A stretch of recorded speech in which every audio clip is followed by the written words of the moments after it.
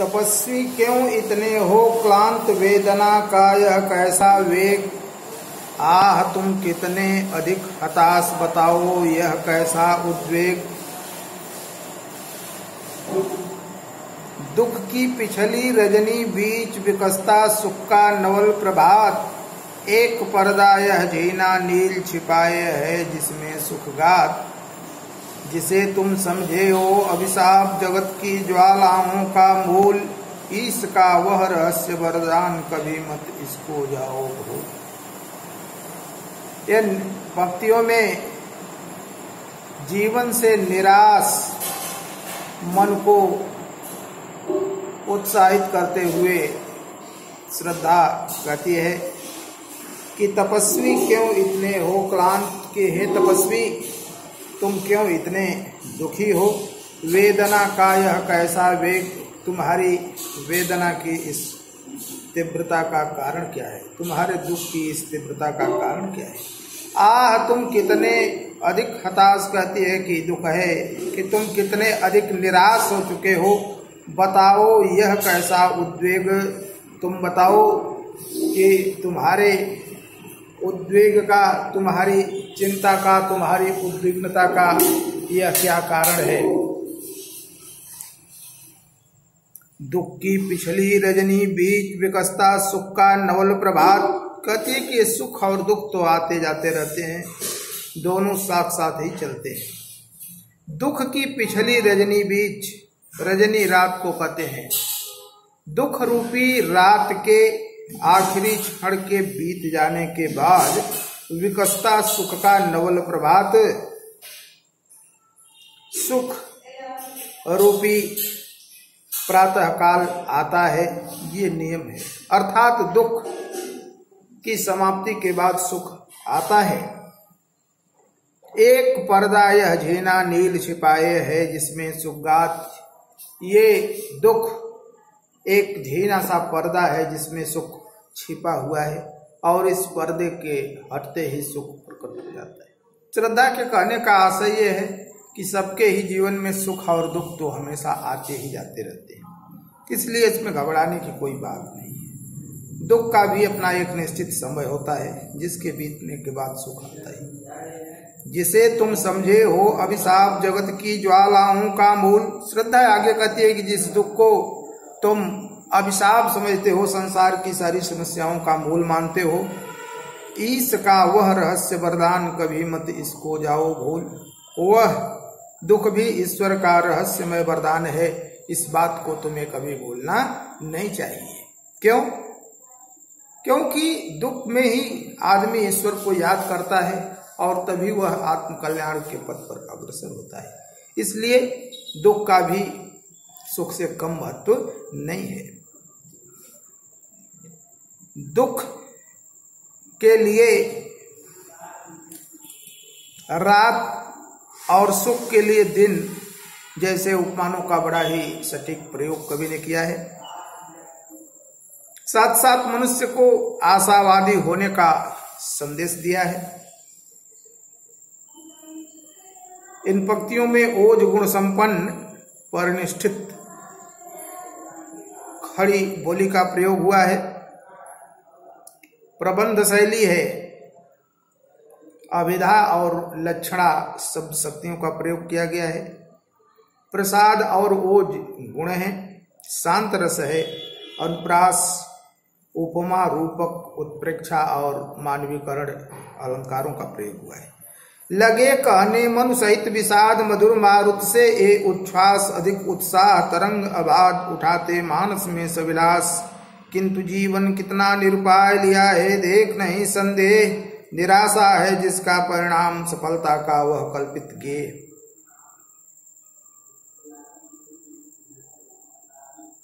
निराशा से निकलने के लिए श्रद्धा के द्वारा अनेक प्रकार से उत्साहित किए जाने के बाद मन कहते हैं, लिखा कवि ने कि लगे कहने मनु सहित विषाद। विषाद माने दुख के साथ मनु कहने लगे कि मधुर मारुत से ए उच्छ्वास। मधुर मारुत, मारुत माने पवन, मधुर शीतल मंद सुगंधित वायु। जो शरीर के संताप को कम कर देती है, शरीर को सुख प्रदान करने वाली होती है, उसको कहते हैं मृदुता। अधिक उत्साह तरंग उठाते मानस में सविलास। मनु जी श्रद्धा से कह रहे हैं कि जैसे गर्मी से संतप्त शरीर को शीतल मंद सुगंध पवन का झोंका आकर के आनंदित कर देता है, वैसे ही ये तुम्हारी मीठी मीठी बातें मेरे निराश दुखी मन में उत्साह की ऊंची ऊंची तरंगें उठा रही हैं, मुझको आनंदित कर रही हैं, आह्लादित कर रही हैं। किंतु जीवन कितना निरुपाय लिया है देख नहीं संदेह। लेकिन ये जीवन कितना निरुद्देश्य है, निरुपाय है, कितना परेशानियों से भरा हुआ है, ये मैंने देख लिया है भली प्रकार से। इस जीवन में आने वाली समस्याओं का कोई अंत नहीं है। निराशा है जिसका परिणाम सफलता का वह कल्पित गे। इस जीवन में आखिरी में निराशा ही हाथ लगती है और सफलताएं मात्र कल्पना बनकर के रह जाती हैं। ये बात मैंने भली बात समझ ली है। इन पंक्तियों में श्रद्धा को एक मुग्धा नायिका के रूप में चित्रित किया गया है। प्रबंध शैली में संस्कृत निष्ठ खड़ी बोली का प्रयोग किया गया है। अभिधा और व्यंजना शब्द शक्तियां हैं।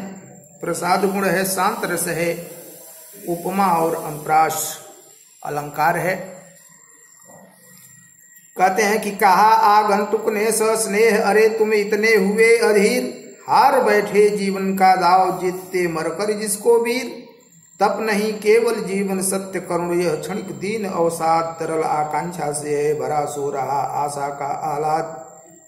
प्रकृति के यौवन का श्रृंगार करेंगे, कभी न बासी फूल मिलेंगे, वे जाकर अतिशीघ्र आह उत्सुक है उनकी धूल। कह रहे हैं कि तप नहीं केवल जीवन सत्य। कहा आगंतुक ने सस्नेह, मन को उत्साहित कर रही है श्रद्धा। पुनः इसी का वर्णन इसमें बड़े ही भावपूर्ण शब्द से कवि ने किया है। लिखते हैं कि कहा आगंतुक ने सस्नेह, सस्नेह माने प्रेम पूर्वक उस आगंतुक ने, उस श्रद्धा ने कहा, अरे तुम इतने हुए अधीर, तुम इतने धैर्यहीन हो गए, हार बैठे जीवन का दाव, जीतते मरकर जिसको वीर। दाव बाजी, जीवन की बाजी, जीवन का दाव, जिसको जीतने के लिए लोग प्राणों की बाजी लगा देते हैं, उसे तू जीते जी ही हार बैठे हो। तप नहीं केवल जीवन सत्य करुण, यह क्षणिक दीन अवसाद। कहती है श्रद्धा कि इस मानव जीवन का सत्य केवल तप नहीं है, क्योंकि ये करुणा, ये अवसाद, ये दैन्य, ये तो क्षणिक है। इस जीवन में तरल आकांक्षा से है भरा सो रहा आशा का, क्योंकि यह जीवन तो तरल आकांक्षा, प्रगतिशील आकांक्षाओं से भरा हुआ है, आशाओं से भरा हुआ है, आनंद से भरा हुआ है। इसलिए इस तरह दीन भाव प्रकट करना, इस तरह से अवसाद में हो जाना, इस तरह से करुणा प्रकट करना, ये उचित नहीं है। प्रकृति के यौवन का श्रृंगार करेंगे, कभी न बासी फूल। कहती है श्रद्धा मन को उत्साहित करते हुए कि जैसे ये प्रकृति के यौवन का श्रृंगार, प्रकृति रूपी नव यौवना अपने यौवन का श्रृंगार कभी बासी फूलों से नहीं करती है। कहने का भाव इसके है कि जैसे कोई नवजौना बासी फूलों से अपना श्रृंगार नहीं करती, उन्हें धूल में फेंक देती है, वैसे ही यह प्रकृति रूपी नवयौवना भी बासी फूलों से, बासी फूल उन लोगों के लिए आया है जो विचारों से बासी हो गए, जो समय के साथ गति नहीं करते हैं, ऐसे लोग बासी फूल। तो ये प्रकृति रूपी नवयौवना भी अपना श्रृंगार ऐसे बासी फूलों से नहीं करती है। कहने का भाव यह है कि जो समय के साथ अपने आप को परिवर्तित नहीं करता, वो प्रगति के पथ पर अग्रसर नहीं हो सकता है। वो प्रकृति द्वारा प्रदत्त उपहारों का प्रयोग नहीं कर पाता है, उसमें सहभागी नहीं बन जाता और धीरे धीरे करके नष्ट हो जाता है। इसलिए कहती है कि सफल वही है या सफल होना चाहता है जो उसको समय के साथ गति करना ही होगा। मिलेंगे वे जाकर शीघ्र आह उत्सुक है, उनकी धूल कहते हैं कि वे फूल जो बासी हो जाते हैं, जो मुरझा जाते हैं, उससे श्रृंगार नहीं किया जाता, वो धूल में कुचल दिए जाते हैं।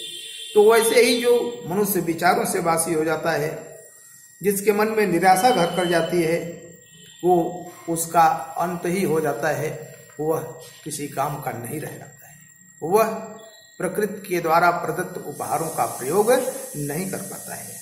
एक तुम यह विस्तृत भूखंड, प्रकृति वैभव से भरा अमंद, कर्म का भोग भोग का कर्म, यही जड़ का चेतन आनंद। अकेले तुम कैसे असहाय जन कर सकते, तुच्छ विचार तपस्वी या कर्षण से हीन कर सके नहीं आत्म विस्तार। श्रद्धा द्वारा मन को सुखी दाम्पत्य जीवन जीने की प्रेरणा इन लाइनों में दी गई है। कहती है कि एक तुम यह विस्तृत भूखंड, कहती है कि तुम अकेले हो, तुम्हें दुख इसी बात का है कि कोई नहीं रह गया है, मैं अकेले बचा हूं। ये तो खुश होने की बात है। सकारात्मक सोच विकसित कर रही है, मन के मन में श्रद्धा हर परिस्थितियों को अपने अनुसार ढालने का, सोचने का संदेश दे रही है। कहती है कि तो बड़ी ही अच्छी बात है कि तुम अकेले बचे हो और यह विस्तृत भूखंड, यह विशाल भूखंड प्रकृति वैभव से भरा अमंद, अमंद माने पूरी तरह से जो प्राकृतिक उपहारों से, प्रकृति की संपदाओं से पूरी तरह से भरा हुआ है, ये तुम्हारे लिए है। कर्म का भोग, कहती है कि कर्म को ही भोगना पड़ता है, जैसा कर्म करते हैं वैसा ही भोग मिलता है। वो भोग का कर्म और भोगों के लिए कर्म करना ही पड़ता है, यही इस सृष्टि का नियम है। यही जड़ का चेतन आनंद, यह कर्म ही इस जड़ प्रकृति से चेतन मनुष्य को प्राप्त होने वाले आनंद का कारण है। इसलिए तुम्हें इन प्राकृतिक संसाधनों का आनंद लेने के लिए, इनका भोग करने के लिए कर्म करना पड़ेगा। कर्म से विरत होकर के तुम उनका उपभोग नहीं कर सकते हो। अकेले तुम कैसे असहाय यजन कर सकते, तुच्छ विचार। और कहती है कि यदि तुम्हारे मन में यह है कि मैं यज्ञ ही करूंगा, पूजा पाठ ही करूंगा, तो अकेले तुम यह काम भी नहीं कर सकते हो। तुम असहाय हो अकेले यह करने में।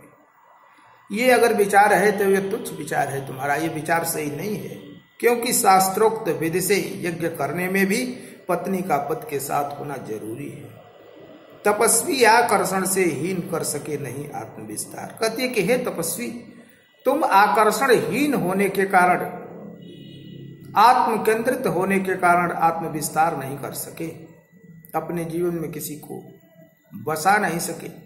तो यदि तुम तप के मार्ग पर ही चलना चाहते हो, यज्ञ ही करना चाहते हो, उसके लिए भी तुम्हें किसी के सहयोग की आवश्यकता पड़ेगी। इसलिए तुमको मुझे अपना बनाना ही पड़ेगा।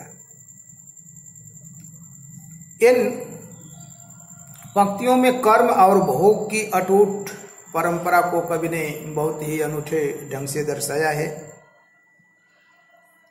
प्रबंध शैली में परिष्कृत खड़ी बोली का प्रयोग हुआ है। लक्षणा शब्द शक्ति है, प्रसाद गुण है, शांत रस है और विरोधाभास अलंकार है।